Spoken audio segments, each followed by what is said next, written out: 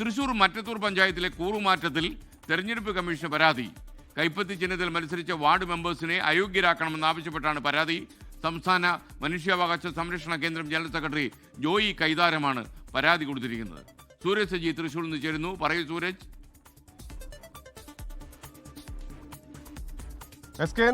മറ്റത്തൂരിൽ തെരഞ്ഞെടുപ്പ് കമ്മീഷന്റെ ഇടപെടലിലേക്ക് കൂടി കാര്യങ്ങൾ പോവുകയാണ്. അവിടുത്തെ സഖ്യത്തിനെതിരെ തെരഞ്ഞെടുപ്പ് കമ്മീഷന് പരാതി നൽകിയിരിക്കുകയാണ് സംസ്ഥാന മനുഷ്യാവകാശ സംരക്ഷണ കേന്ദ്രം ജനറൽ സെക്രട്ടറി ആയിട്ടുള്ള ജോയി കൈതാരം. അദ്ദേഹം ചൂണ്ടിക്കാണിക്കുന്നത് കൈപ്പത്തി ചിഹ്നത്തിൽ മത്സരിച്ച ആളുകൾ, കൈപ്പത്തി ചിഹ്നം ഉയർത്തിക്കൊണ്ട് അഭ്യർത്ഥന നൽകിയ ആളുകൾ അങ്ങനെ തങ്ങൾ കോൺഗ്രസുകാരാണെന്ന് പറഞ്ഞുകൊണ്ട് ജനങ്ങളുടെ കയ്യിൽ നിന്ന് വോട്ട് തേടുന്നു. വോട്ട് തേടി വിജയിച്ചതിന് ശേഷം അവരെ വഞ്ചിക്കുന്ന തരത്തിൽ BJP സഖ്യത്തിൽ ഏർപ്പെടുന്നു. ഇത് തെരഞ്ഞെടുപ്പ് പെരുമാറ്റം അല്ലെ തെരഞ്ഞെടുപ്പ് ചട്ടങ്ങളുടെ ലംഘനമാണ് എന്ന് ചൂണ്ടിക്കാണിച്ചുകൊണ്ടാണ് അദ്ദേഹം ഇപ്പോൾ തെരഞ്ഞെടുപ്പ് കമ്മീഷനെ സമീപിച്ചിരിക്കുന്നത്. ഇവരെ അയോഗ്യരാക്കണം എന്നുള്ളതാണ് ഈ പരാതിയിൽ ആവശ്യപ്പെടുന്ന പ്രധാനപ്പെട്ട കാര്യം.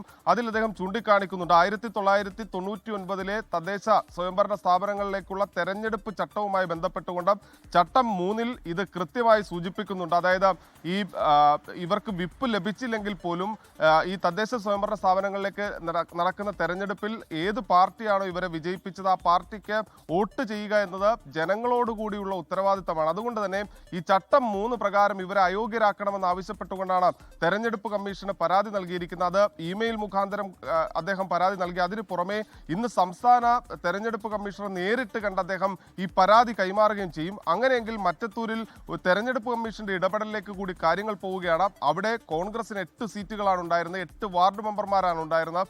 അവർ ഈ പ്രസിഡന്റ്, വൈസ് പ്രസിഡന്റ് തെരഞ്ഞെടുപ്പിന് മണിക്കൂറുകൾക്ക് മുൻപാണ് ഈ കോൺഗ്രസ് പാർട്ടിയിൽ നിന്ന് രാജിവെച്ചു എന്ന് കാണിച്ചുകൊണ്ട് ഒരു കത്ത് വാട്സപ്പ് വഴി പ്രചരിപ്പിക്കുന്നത്.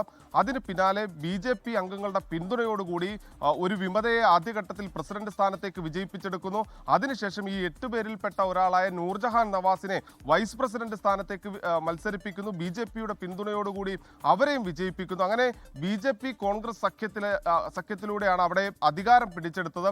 അതിനെതിരെയാണ് ഇപ്പോൾ ഈ മനുഷ്യാവകാശ പ്രവർത്തകരായിട്ടുള്ള ജോയി കൈതാരത്ത് തെരഞ്ഞെടുപ്പ് കമ്മീഷനെ സമീപിച്ചിരിക്കുന്ന ലോകത്തെവിടെയായാലും ഏത് സമയത്തും 24 വാർത്തകളും ഓഗ്മെന്റഡ് റിയാലിറ്റി പാക്കേജുകളും എക്സ്പ്ലെയിനറുകളും വിശദമായി കാണാൻ ഞങ്ങളുടെ YouTube ചാനൽ നിങ്ങൾക്ക് സബ്സ്ക്രൈബ് ചെയ്യാം.